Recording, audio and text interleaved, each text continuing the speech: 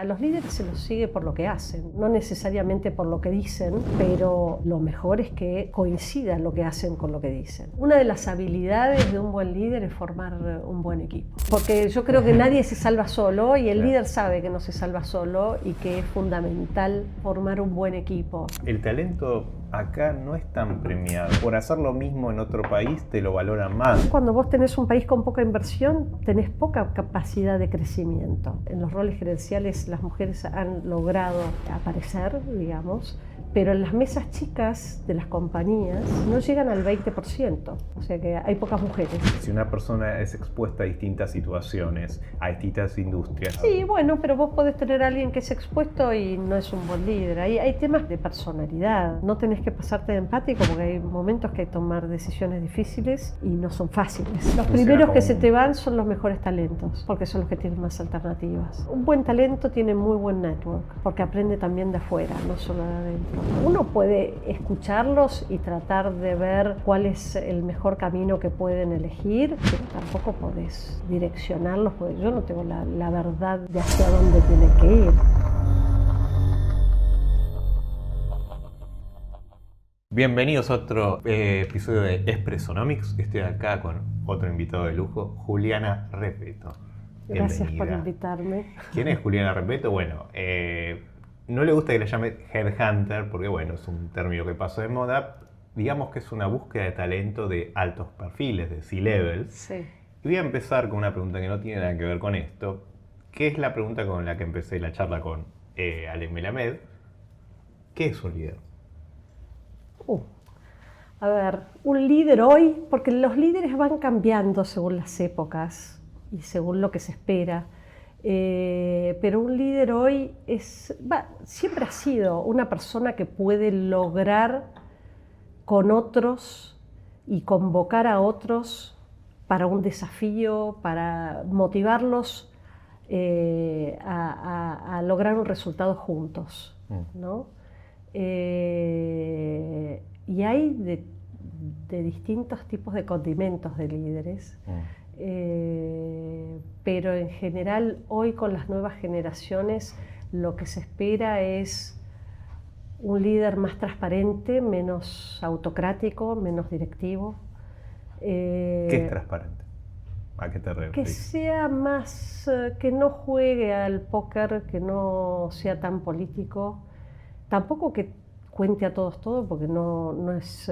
uno, incluso cuando es padre, que también es líder de sus hijos por algún tiempo, hasta que viene el máster de la adolescencia, te diría que hay algunas cosas que no todos tienen que saber todo, digamos, ¿no? O sea, pero sí ser transparente en la comunicación. Y no tener doble discurso, ¿no? A los líderes se los sigue por lo que hacen, no necesariamente por lo que dicen, pero lo mejor es que coincida lo que hacen con lo que dicen. O sea, el buen líder es el que coincide que lo que dice es consecuente con lo que hace, ¿no? Hay un líder que a mí me gusta muchísimo, que es fuera del ámbito corporativo, que me encantaría conocerlo personalmente, que es Scaloni. A mí también, de hecho.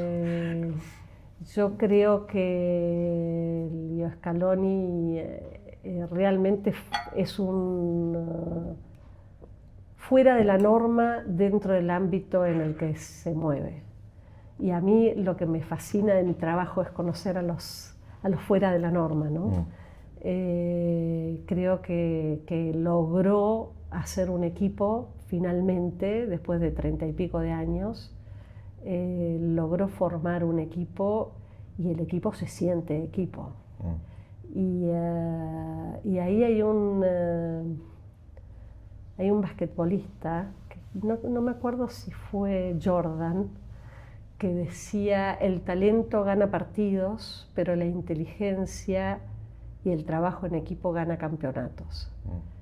Entonces creo que lograron ganar el campeonato porque realmente eran los que se configuraron mejor entre todos los equipos que jugaron como equipo. Y creo que parte es los integrantes del equipo en eso, pero creo que Scaloni tuvo muchísimo que ver. Entonces, si vos me preguntás un buen líder, yo creo que Scaloni tiene esto de buena comunicación, de ser un tipo transparente, de ser un tipo humilde, que es lo que se espera hoy. O sea, las nuevas generaciones esperan no gente soberbia. O sea, el líder que se las sabe todas y que es autocrático y que dice esto es así y que no escucha de la diversidad de su equipo posibilidades de alguien que vea el tema de forma diferente. El riesgo que vos tenés en una mesa directiva, y muchas veces yo les digo, en general yo siempre trabajé con mayoría hombres que mujeres, ¿no? Porque hoy en día en los roles gerenciales hay 40-60, 40 mujeres, 60. Ahí en los roles gerenciales las mujeres han logrado aparecer, digamos, pero en las mesas chicas de las compañías no llegan al 20%. Y como gerentas generales o CEOs en el país, no llegan al 20%, y te diría que en las grandes corporaciones no llegan al 10%. O sea que hay pocas mujeres.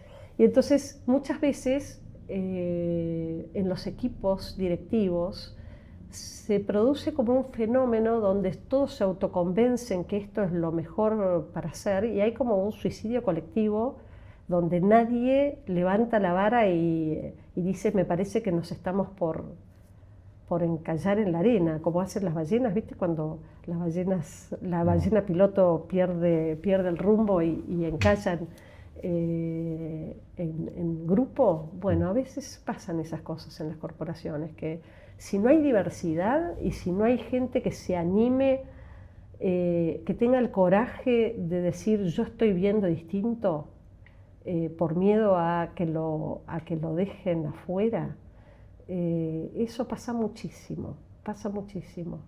Hay un cuento de Hans Christian Andersen, que es de principios del 1800, creo de 1832 o algo así, que yo lo uso mucho, que es el cuento del rey desnudo.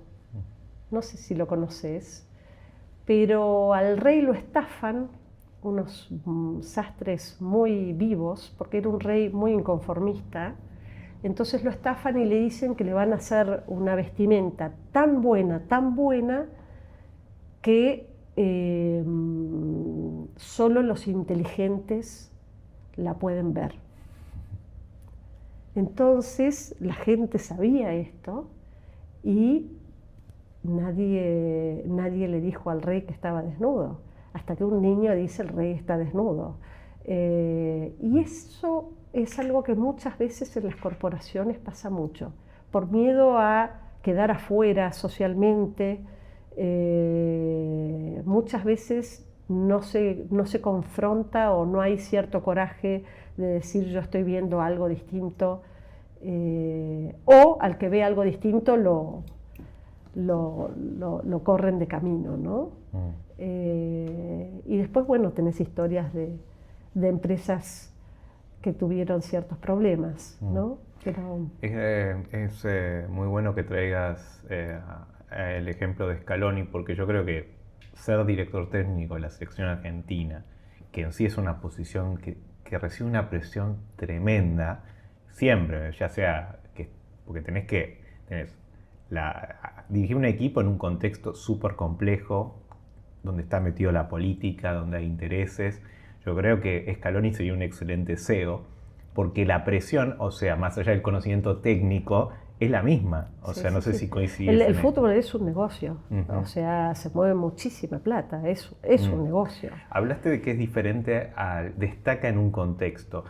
Hablando de las corporaciones, ¿cuál es ese contexto y por qué y qué es lo que representa la excepción a la que te referís cuando diste el ejemplo de Scaloni? O sea, ¿cuál es la norma en la corpo y qué sería un buen líder o un líder de ese tipo? Hay una CEO mujer que está saliendo de una compañía después de 20 años y el nivel de reconocimiento que tiene, la gente le dice, fuiste la mejor líder que tuve. Eso es raro que pase en la Argentina. El argentino es muy crítico en general, o sea que para pegarle palos a la gente somos mandados a hacer. Cuando hay valoración genuina, vos decís, wow, esta sí que es una líder de las de en serio, porque la gente rescata muchos valores de esa persona. Y esos son movimientos raros de ver en la corporación, porque vos tenés muchos jefes, pocos líderes. Y hay líderes, mira, hay alguna otra corporación que acaba de pasar que un líder falleció, o sea, pasa mucho en las corporaciones que la gente se termina enfermando, hay mucho estrés, digamos, y hay mucha gente que no sabe ver, digamos, las señales a tiempo, lamentablemente. Y cuando fallece un líder siendo joven, y si era un buen líder, la organización lo llora, que es algo poco frecuente también, ¿no? Contame ese caso de esa mujer CEO. ¿Cuáles son las cualidades del líder y qué problemas tuvo que enfrentar y cómo los resolvió desde la perspectiva del liderazgo para, bueno, un poco aprender?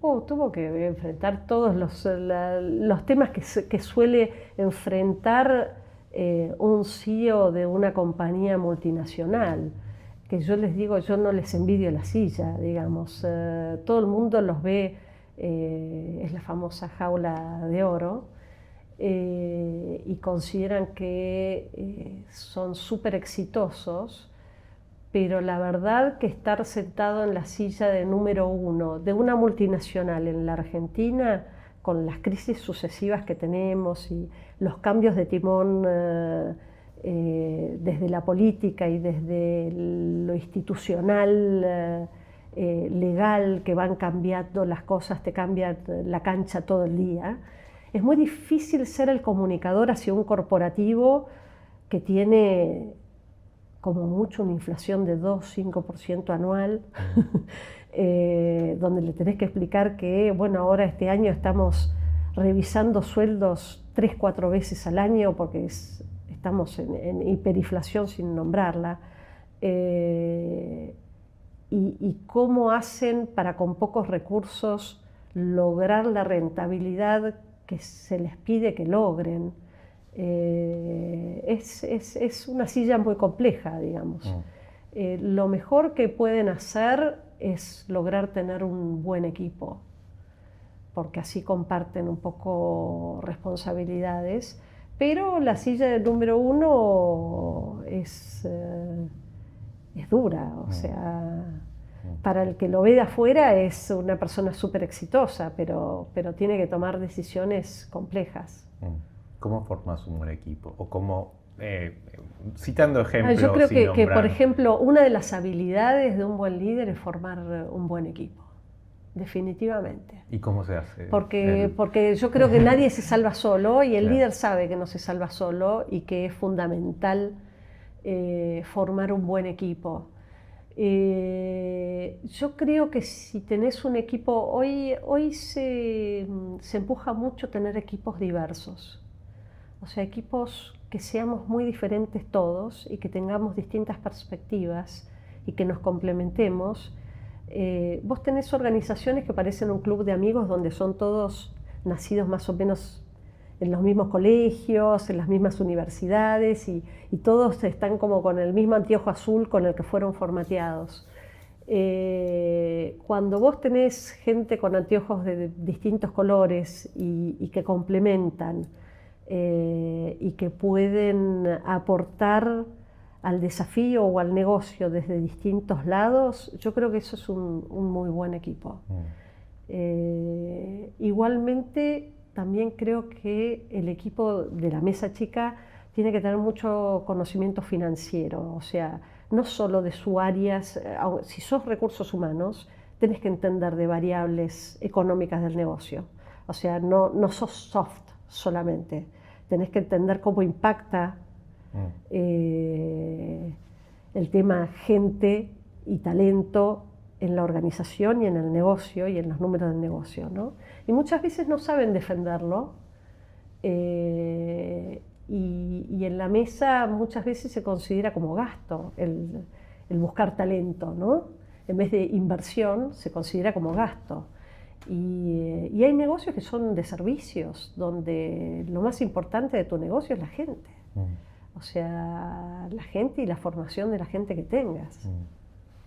Ahora bien, ¿cómo una vez que estás ahí sentado en esa mesa y armaste el equipo, cómo los motivas? Bueno, ahí es donde yo creo que Scaloni tiene un fuera de la norma, porque es entender un poco la característica especial de cada uno. No se motiva en bloque. O sea, yo creo que tenés que entender cómo se motiva María, cómo se motiva Pedro. O sea, creo que tenés que tener esa sensibilidad interpersonal de poder entender por dónde le brillan los ojos a cada uno, ¿no? Y muchas veces no podés darle lo que le brillan los ojos. A veces tenés que saber soltar a alguien excelente del equipo porque te lo viene a buscar la competencia, digamos, y la verdad que lo que a esa persona le gustaba y le hacía brillar los ojos en este negocio y en esta organización no se lo podemos dar. A veces es como cuando los hijos crecen y saltan del nido, ¿no? O sea, hay que soltar. Entonces, hay momentos donde ya no podés motivar y la persona entró en crisis con la carrera en esa compañía y necesita otros aires, ¿no? O sea, saber hablar individualmente, encontrar qué le hace brillar los ojos y dárselo. Si a no veces es se lo podés dar y a veces aceptar no. Que, bueno. No, y si no es posible, es explicar por qué. Porque no es el momento, digamos.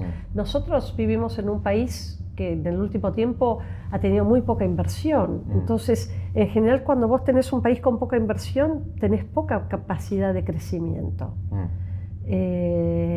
Porque cuando hay inversiones, cuando hay proyectos, cuando hay cosas nuevas, cuando hay posibilidad de crecer más, ¿no? En los 90 hubo mucho crecimiento profesional en la Argentina.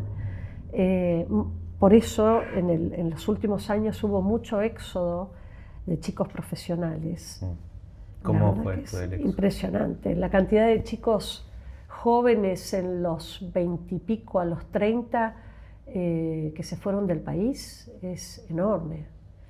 Que se debió a la falta de oportunidades. Anda a España, anda a Italia, anda a Estados Unidos, o sea, hay mucha gente afuera. Bueno, hay una realidad y que mucha gente conozco y mismo yo la vivo, es que el talento acá no es tan premiado, o sea, por hacer lo mismo en otro país te lo valoran más. ¿Vos decís que cobran mejores sueldos? No sé si cobran mejores sueldos, pero es como acá hay o sea, tanto a nivel de muchas profesiones, no sé a nivel corporativo, C-level, pero mucha gente dice, me mudé a Australia, España y acá me pagan el triple, pero además me dicen, wow, mira lo que haces. Y el tema de la envidia también, sobre todo, no sé si esto opera a nivel corporativo, porque por ahí el líder es el que está arriba de todo, pero en el caso del talento escuché mucho eso. Che, no sé si hay un problema acá cultural con eso. No, yo creo que acá hay mucha gente joven que le va muy bien. Hay mucho de actitud y de buscar oportunidades. Te podés desencantar y decir esto está muy difícil. La verdad que el mercado viene muy... en inglés es flat, muy claro, escaso, sí, digamos, porque no hay inversión. Al no haber inversión es muy difícil que se genere trabajo. Está todo el mundo a los botes tratando de gastar lo menos posible para poder sobrevivir como negocio, ¿no? Entonces eso no genera crecimiento. En general es respiremos poco para que subsistamos los que estamos, ¿no? Y en otros países había más inversión. Entonces, el argentino se destaca mucho afuera. Sí. Tenemos una característica muy interesante que es esta agilidad para el cambio que se pide hoy en día como habilidades claves del management, si querés, pero te diría que para todo. Y se pide mucha agilidad para el cambio, y el argentino está reacostumbrado. O sea, le cambian las variables todas las mañanas. Entonces, hay gente que vive hace muchos años afuera, tengo amigos que viven afuera, y dicen: el argentino no trabaja, lo único que hace es resolver los problemas que le aparecieron a la mañana. O sea, entonces, estás todo el tiempo virando el barco, viendo cómo surfeás la ola de una nueva ley, de un nuevo impuesto, de lo que sea, de algo logístico. O sea, se complicó la logística, estás todo el día apagando incendios. Entonces, un argentino va a otro país donde pasa un evento y entran todos en crisis, y para el argentino eso es... Sí. ¿De qué nos estamos preocupando? Claro, sí, digamos, sí. ¿no? Tengo amigos yanquis que se quejan de la inflación del 8%. Claro, y por eso te digo, poco, o sea, porque, te diría que... Y además el argentino es un perfil en general esforzado, o sea... Ahora, eso cuando puede le ser, gusta lo que hace, ¿no? puede ser favorable para el liderazgo, pero al mismo tiempo puede también caer en la trampa del cortoplacismo, me imagino. O sea, mi pregunta es, ¿cómo logramos que una persona que va a ocupar un puesto de CEO logre adquirir las características de las que estuvimos hablando? O sea, logre ser como Scaloni, por decirlo de una forma. ¿Cómo lo formamos? Mira, las corporaciones van formándolos, ¿eh? O sea, en general los que llegan a las mesas chicas suelen ser gente interesante. Hay de todo, hay de todo. Hay también psicópatas en las mesas chicas, o sea, suelen llegar. Pero los van formando. Y muchas veces informalmente, o sea, se forman con mentores. Uno en la carrera va encontrando a quienes seguir con sus estilos y a quienes definitivamente no seguir con sus estilos. Entonces, te diría que moldean tanto los líderes positivos como los líderes negativos para decir: yo así no voy a ser. Pero después hay mucho trabajo desde el área de talento en desarrollarlos. Hay corporaciones, por ejemplo, como Unilever o como Quilmes, que lo que hacían era rotarlos por distintas áreas. Ahora hay algunas compañías que lo siguen haciendo. Y entonces los hacían bastante generalistas, cosa de que tuvieran desde chicos, cuando les veían buen potencial, una mirada muy, muy general del negocio, y después ellos van rumbeando qué es lo que les gusta más y en qué área brillan, digamos, ¿no? Pero en general los van formando a que tengan una mirada bastante generalista del negocio. A ese nivel, ¿cuáles son los errores que has visto más comunes que se cometen en cuanto al liderazgo? Mira, es muy... Anteriormente, cuando hacíamos, yo selección de ejecutivos hace muchos años, lo importante era la parte técnica, si querés, que tuviera la experiencia de haber manejado un negocio similar, volúmenes de negocio y de facturación similares, complejidades o transiciones similares a la que iba, al desafío al que iba, y se evaluaba mucho la experiencia, ¿sí? Te diría que en los últimos años eso fue virando a competencias más blandas, porque la experiencia ya la tienen, o sea, es como que ya cuando ya transitó determinados pasillos y determinadas compañías, ya sabes que la experiencia técnica la tiene. Entonces, la sutileza mayor es en las habilidades blandas, en cómo se va a adaptar esta persona a la cultura de esta compañía. O sea, suponete, hay culturas donde a los perfiles en general se les caen los anillos por hacer tareas no sofisticadas, ¿no? O sea, para ser entrepreneur, como decíamos al principio, y de tener que hacer de todo y ocuparse de todo, y no, yo estoy para otra cosa, ¿sí? Entonces, si vos lo llevas a una cultura que es muchísimo más generalista y que a la gente no se le caen los anillos por colaborar, es muy probable que este ejecutivo, por más que sea muy experto en el negocio, no funcione, ¿sí? Tenés que entender mucho la cultura corporativa.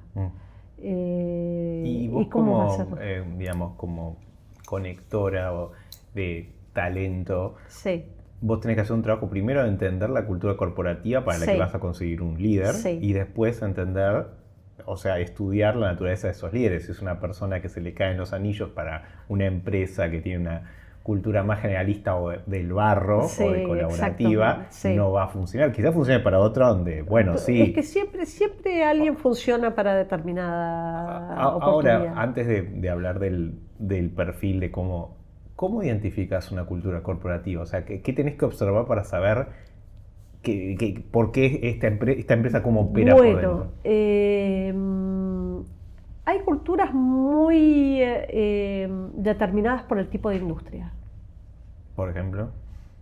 Y la cultura de la industria de energía, que son principalmente ingenieros, tiene una cultura determinada. Después tenés las subculturas dentro de las distintas compañías, pero en el sistema financiero hay determinada cultura. En los negocios digitales hay otro tipo de cultura.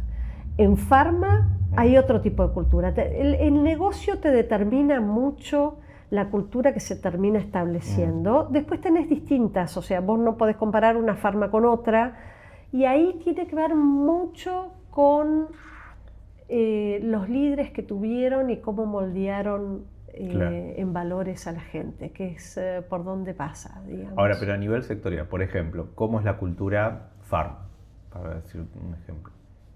Y farma es una cultura que, si bien tienen mucha competencia, cuando estás en una de las multinacionales que tienen blockbusters se dice a una medicación que lograron, después de muchos años de investigación, realmente resolverle la vida a determinadas personas que tienen determinada dolencia, ¿no? Entonces, vos tenés, esas medicaciones suelen ser costosas, ¿sí? Aunque en la Argentina se copian, pero suelen ser muy costosas. Entonces, vos tenés, digamos, un negocio bastante fuerte ahí, porque la gente que tiene esa dolencia sabe que esa medicación es excelente para lo que ellos tienen, y van a pedirles a sus prepagas que le paguen esa medicación. Cada vez las prepagas van siendo más acopias que originales. Pero te diría que entonces vos tenés un negocio bastante seguro en determinados aspectos. Distinto es cuando manejan OTC, que es todos los medicamentos que ya perdieron sus licencias, y eso es mucho más competido. Eso es otro tipo de negocio. Entonces, muchas veces vos en farma tenés un Business Unit Manager, un número 1 para lo que es especialidades, que son estas medicaciones que son muy específicas para Parkinson, para cáncer, para cosas muy específicas, y todo lo que es que compras sin prescripción, que es mucho más masivo. Esto se comporta mucho más como si fuera una empresa de consumo masivo, donde los márgenes son más bajos, y se gana por volumen. Donde el volumen es lo que importa. Ahora, ¿cómo vamos a agarrar esos dos casos? ¿Cómo afecta eso a la cultura de cómo opera la empresa a nivel, digamos, eso, cultural, en un caso y en el otro, para entender un poco? Y afecta porque en un caso la dinámica del día a día es mucho más rápida, mucho más ágil, llegás a mucho más población. En el caso del consumo es más consumo masivo. masivo. Estás mucho más competido, tus márgenes de negocio son mucho más bajos. En el otro, al tener márgenes más altos, lo que no hiciste hoy no te mata mañana. En consumo masivo sí, porque te come el medio centavo de margen que podrías haberle ganado a la competencia. Entonces, son perfiles con dinámicas distintas. Ni mejores ni peores, pero te dan culturas distintas. Ahora, por ejemplo, yo necesito un líder para el sector farma, pero de esos medicamentos más específicos. ¿Cómo tiene que ser ese líder, ese CEO? ¿O qué perfil buscaría? Y en general son bastante endogámicos y buscan en la industria gente que tenga experiencia, porque el conocer quiénes son los médicos que manejan ese tipo de patologías, de conocer quién es tu público final, tus pacientes finales, es muy importante. Pero te puedo dar un caso que no es de farma. Hace muchos años nos contratan para buscar un VP en una empresa petrolera. Era la primera vez que se abría este rol, era de supply chain, que era el que manejaba desde compras hasta la logística, ¿no? Que lo tenía operaciones. En ese momento el barril se había ido. Hay momentos en el petróleo que el barril se va a cero y entonces empiezan a ser pobres que no están acostumbrados. No es el momento actual. Y entonces tenían que cuidar mucho. ¿Viste cuando tenés la alacena llena? Porque nunca te faltó plata, digamos. Tenían que cuidar mucho sus activos, que son muy costosos. Entonces venía alguien a entender qué tenemos de sobra, qué estamos comprando bien, qué no estamos comprando bien. Y el número uno y el VP de operaciones dijeron no puede no venir de la industria. Tiene que saber de la industria. Y yo dije, bueno, son muy pocos, los vamos a conocer a todos. No eran los perfiles más felices en aquel entonces. Y yo dije, dennos carta blanca para, si no conseguimos en la industria, traerles talento alternativo. Bueno, terminaron contratando a alguien que venía de consumo masivo, que jamás lo hubiesen dicho. O sea, vos los hacías firmar y te firmaban por millones, que no iban a entrar a alguien que no viniera de la industria. Hoy terminó manejando el negocio más importante de la compañía, esa persona. Alguien de una cultura corporativa totalmente distinta, porque sí, el sector porque energético trajo otras miradas.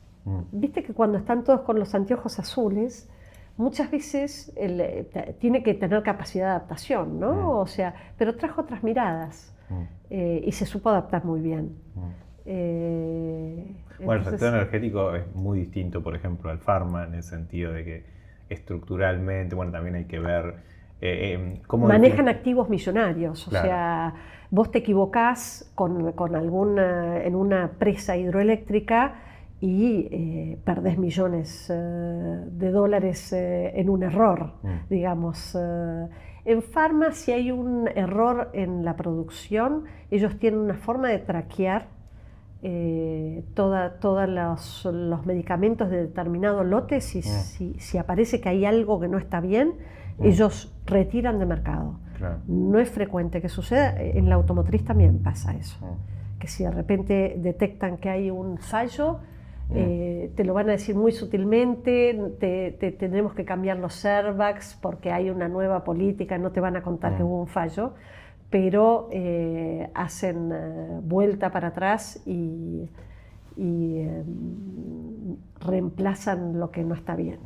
Ahora, en el caso de este líder puede pasar que quiera aplicar mucho de lo que pasa en consumo masivo y obviamente no conoce tanto la industria energética. En ese caso, te pregunto, el líder tiene que tener la humildad de rodearse de gente Total. que sepa de ese sector específico, porque de pronto, si comete un Total. error grave, son millones de dólares y el tipo está acostumbrado a la agilidad del consumo masivo que... Total, pero yo creo que la parte técnica se aprende muchísimo más rápido, más hoy. Si él quiere, porque puede No, creérsela no, y sin duda. y, O y sea, ahí vos tenés que fijarte que no no, sea era de una eso. persona que había estado en varias industrias, o sea, que había mostrado ya versatilidad, había estado fuera del país, o sea, era un perfil muy versátil, que eso es lo que tenía de positivo. Se había adaptado a distintos tipos de negocios. ¿Dirías que eso forja un líder? Es Adaptarse, que tenga es mucho... una posibilidad de carrera, digamos. No, más allá de la posibilidad de carrera, si una persona es expuesta a distintas situaciones, a distintas industrias, eso lo va... Sí, bueno, pero vos podés tener a alguien que es expuesto y no es un buen líder. Hay temas de personalidad, o sea, esto de la comunicación y de poder tener empatía con la gente. Una empatía que tiene dos puntas, porque no tenés que pasarte de empático, porque hay momentos que hay que tomar decisiones difíciles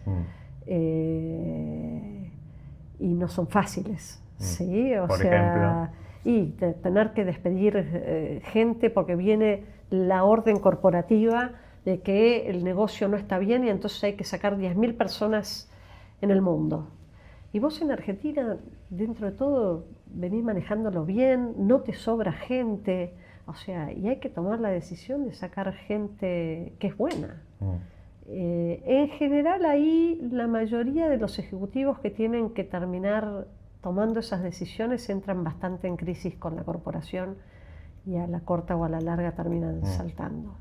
Hay algunos que no les corre sangre y que no tienen ningún problema, entendieron las reglas de juego y a quién hay que sacar y ejecutan, ¿no? Pero...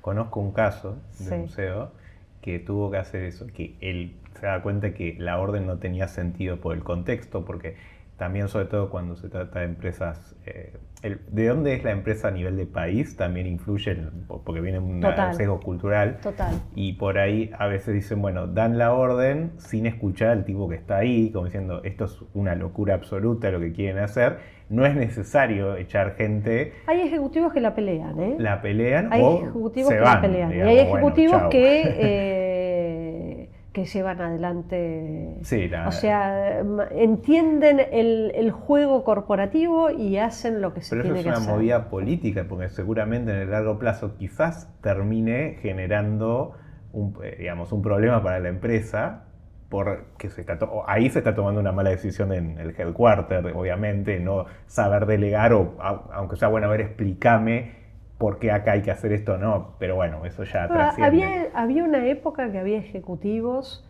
que se sabía que eran cuchillo entre los dientes y se los contrataba para hacer el trabajo.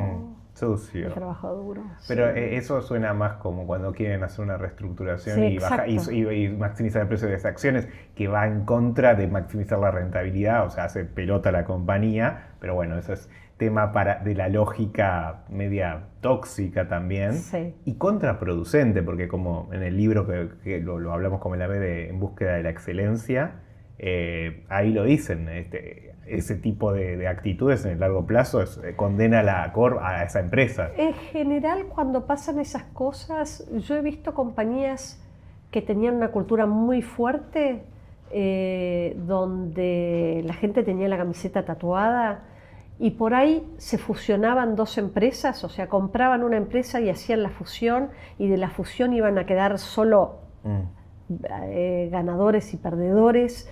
Y ahí la gente empezaba a sacarse la camiseta. Decía, ¿sabes qué? Di mi vida acá y ahora, viste, hay que empezar a ver quién queda, quién no queda. Ahí empiezan a sacarse la camiseta. Y eso también es una crisis de largo plazo para una empresa, porque sobre todo la gran corporación... Los primeros que se te van son los mejores talentos, porque son los que tienen más alternativas. Porque un buen talento tiene muy buen network, porque aprende también de afuera, no solo de adentro. Entonces son los que más riesgo tenés de perder, ¿no? Un error de un líder sería dejar ir al talento, ¿no? Sí, en general los retienen, O sea, les dan unos bonos muy altos, cosa de que si se van les duele mucho.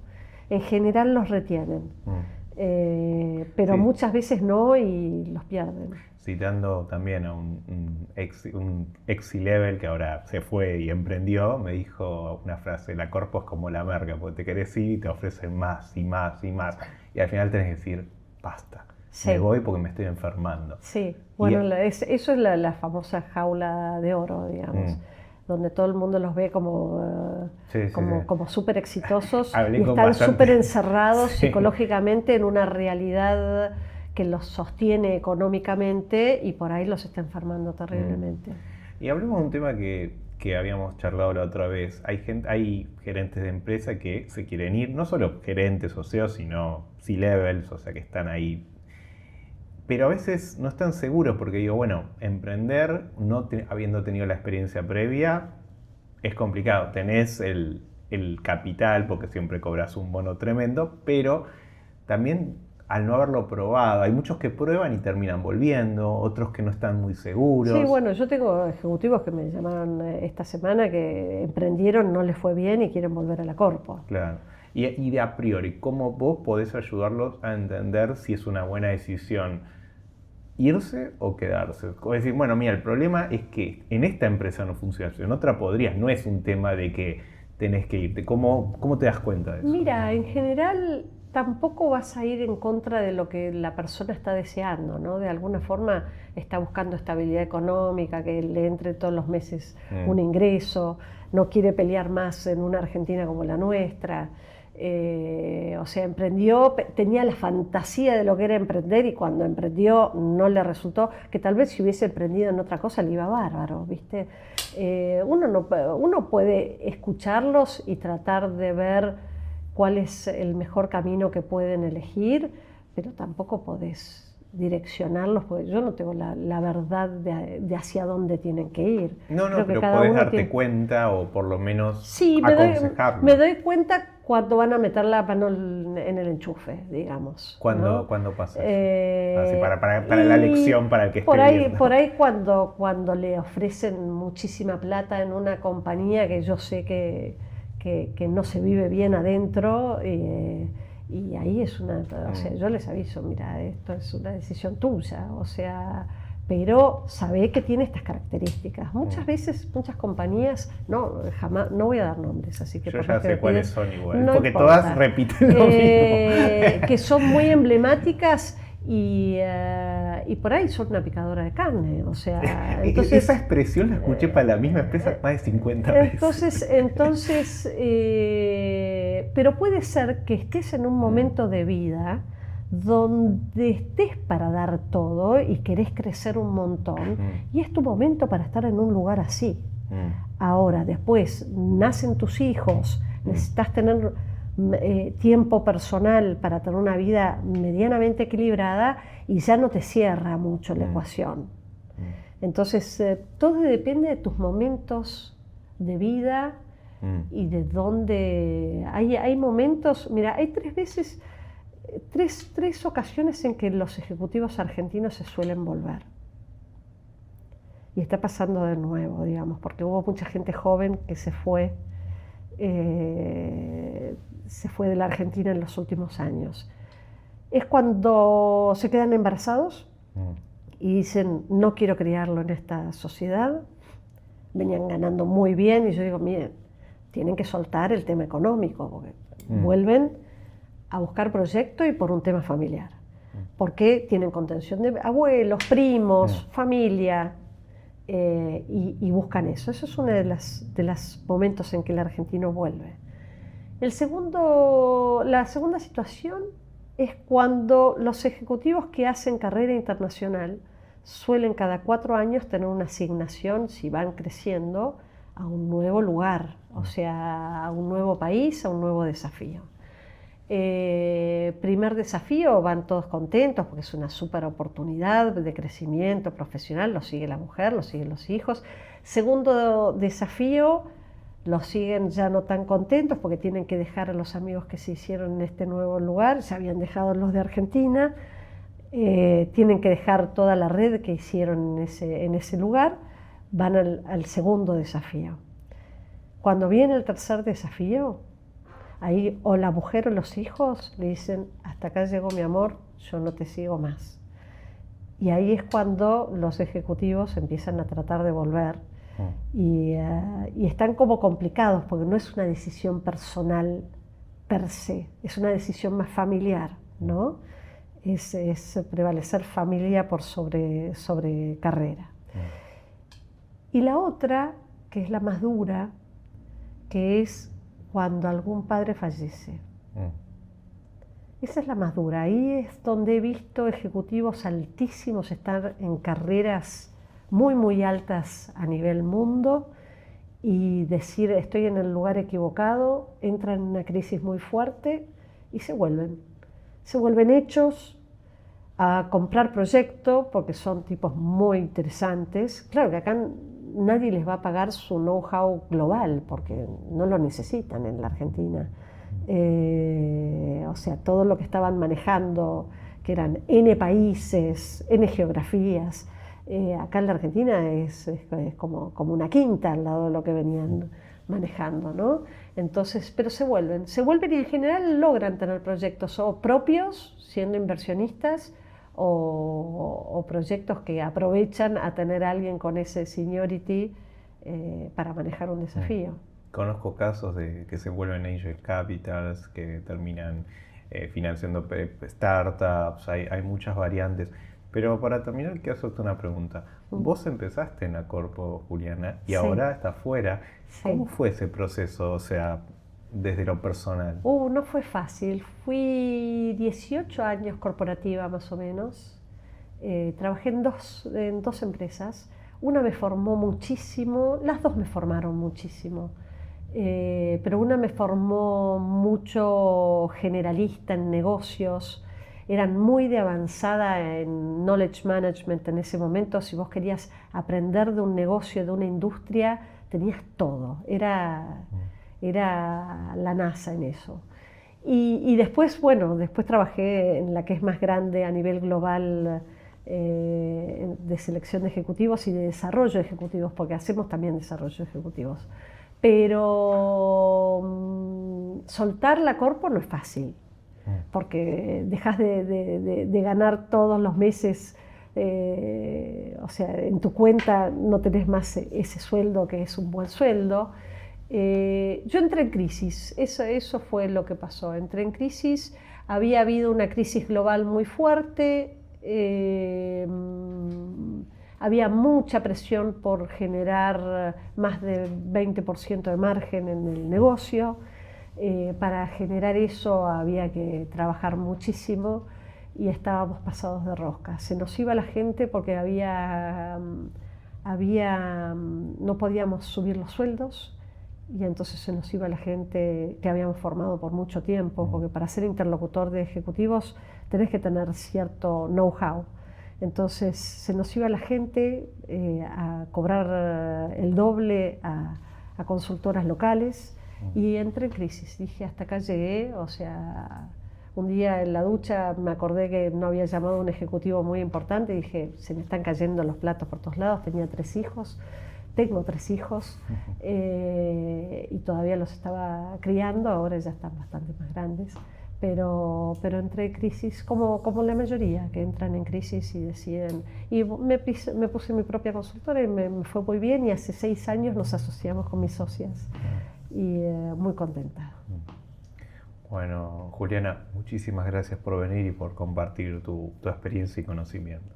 Bueno, espero que a alguien le resulte interesante. Créeme que a mucha gente. Esto fue Expressonomics en Verdades Incómodas.